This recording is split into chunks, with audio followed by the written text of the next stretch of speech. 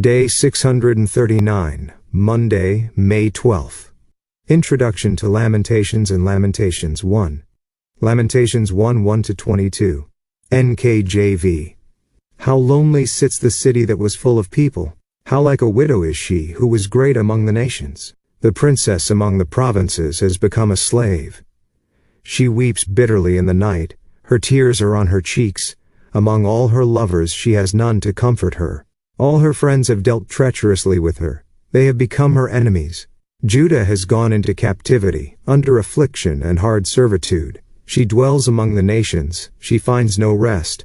All her persecutors overtake her in dire straits.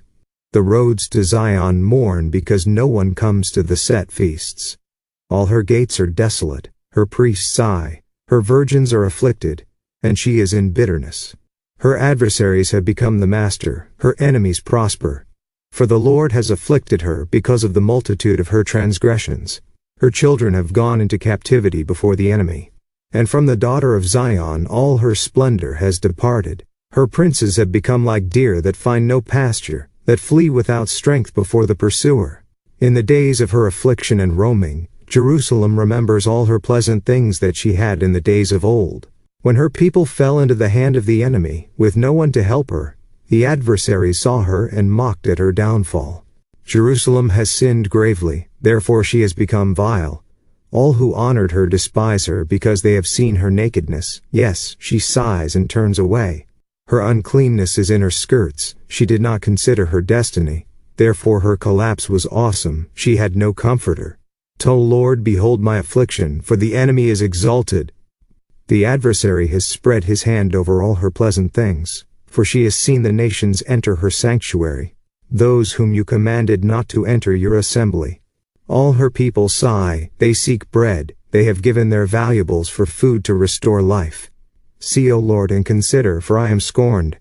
Is it nothing to you, all you who pass by? Behold and see if there is any sorrow like my sorrow which has been brought on me, which the Lord has inflicted in the day of his fierce anger. From above he has sent fire into my bones, and it overpowered them. He has spread a net for my feet and turned me back. He has made me desolate and faint all the day. The yoke of my transgressions was bound.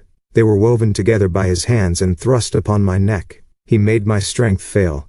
The Lord delivered me into the hands of those whom I am not able to withstand. The Lord has trampled underfoot all my mighty men in my midst. He has called an assembly against me to crush my young men. The Lord trampled as in a winepress the virgin daughter of Judah. For these things I weep, my eye overflows with water, because the Comforter who should restore my life is far from me. My children are desolate because the enemy prevailed. Zion spreads out her hands, but no one comforts her. The Lord has commanded concerning Jacob that those around him become his adversaries. Jerusalem has become an unclean thing among them. The Lord is righteous, for I rebelled against his commandment. Hear now, all peoples, and behold my sorrow. My virgins and my young men have gone into captivity. I called for my lovers, but they deceived me. My priests and my elders breathed their last in the city, while they sought food to restore their life. See, O Lord, that I am in distress. My soul is troubled, my heart is overturned within me, for I have been very rebellious. Outside the sword bereaves, at home it is like death. They have heard that I sigh, but no one comforts me. All my enemies have heard of my trouble, they are glad that you have done it. Bring on the day you have announced, that they may become like me.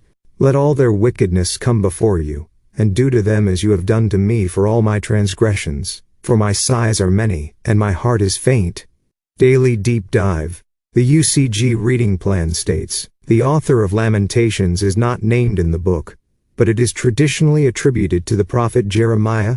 In fact, some copies of the ancient Greek Septuagint translation begin the book with these words, "And it came to pass after Israel, i.e. the remnant of Israel, Judah, had been carried captive, and Jerusalem became desolate, that Jeremiah sat weeping, and lamented this lamentation over Jerusalem." Crediting Lamentations to Jeremiah is based on the following considerations. 1.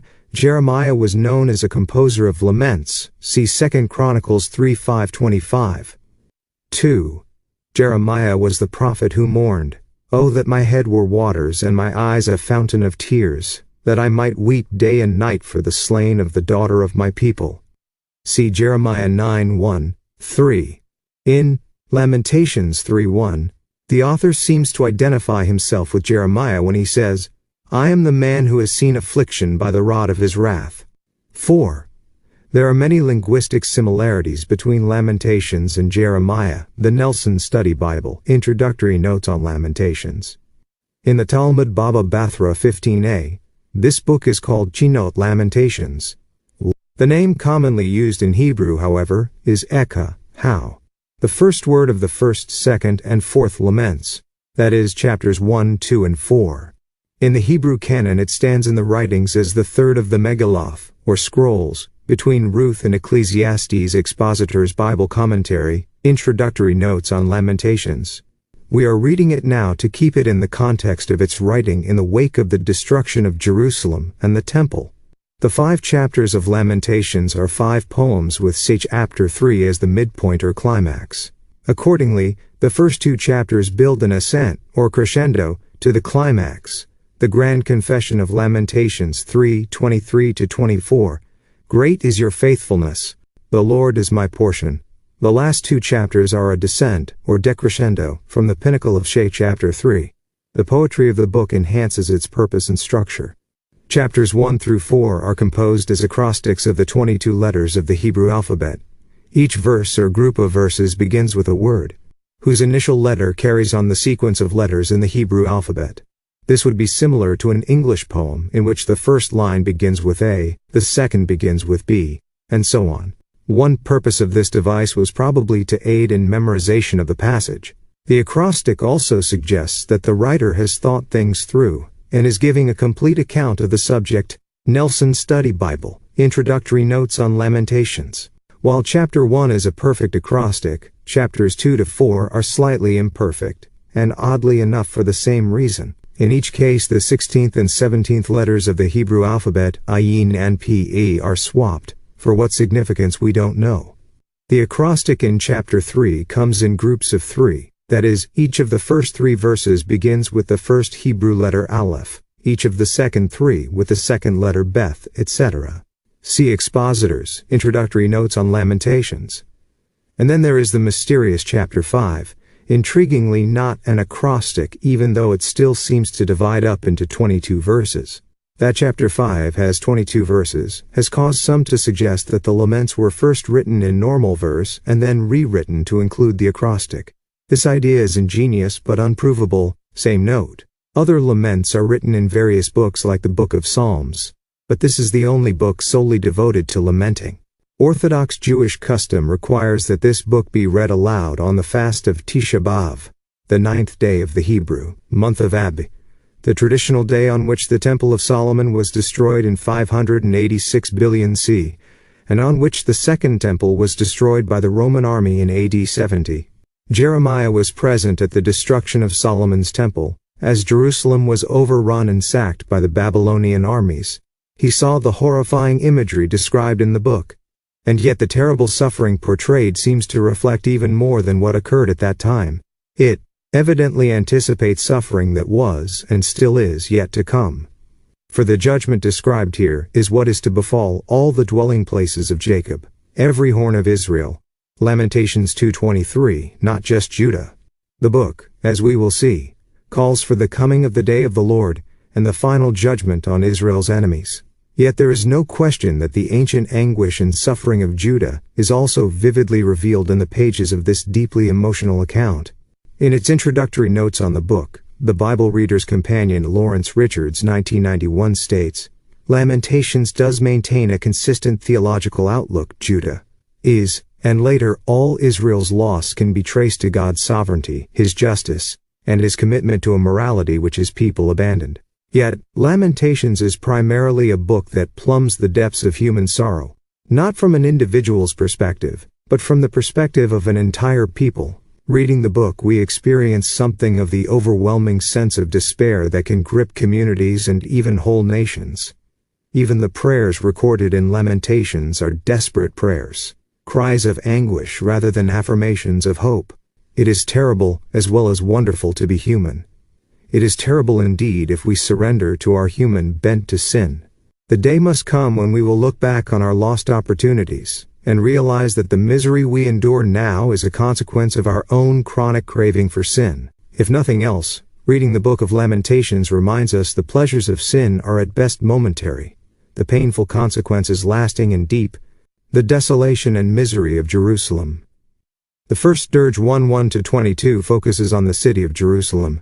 The poet sees the city as a grieving widow, bereft of her children, dirty, poverty-stricken, and despised, bitterly remembering happier times. VV 1-11b. The tearful city cries out to God. She describes the utter contempt others have for her, hoping desperately to awaken God's compassion. VV 11c-16. The poet cries out too. V 17, and then records Jerusalem's confession. It is Zion's own sin that caused God to judge her with the present distress. Bible Reader's Companion, chapters 1-3 summary. Jerusalem should be understood literally as the ancient city in which Jeremiah dwelt, spoiled by the Babylonian invasion. But it also represents all Judah, and even Jacob, verse 17, meaning all Israel. Again, this points to the time of the end, when Israel and Judah will be punished together during the time of Jacob's trouble. The Great Tribulation. Jeremiah 37, Matthew 2:4-21-22. In Lamentations 1, it is recognized that Jerusalem's disasters were a result of her breach of the covenant. Here, in verses 8-9, she is compared to a debased, slatternly harlot, shamelessly exposing her nakedness and indifferent to the marks of menstrual blood, filthiness on her garments, while people shake their heads at her, since harlotry is repeatedly used for Israel. Is idolatry and Baal worship? It is obviously implied here. Expositor's Bible Commentary, note on verses 8-9. Verse 9 says, "She did not consider her destiny, therefore her collapse was awesome." Failing to consider her destiny could be understood in one of two ways.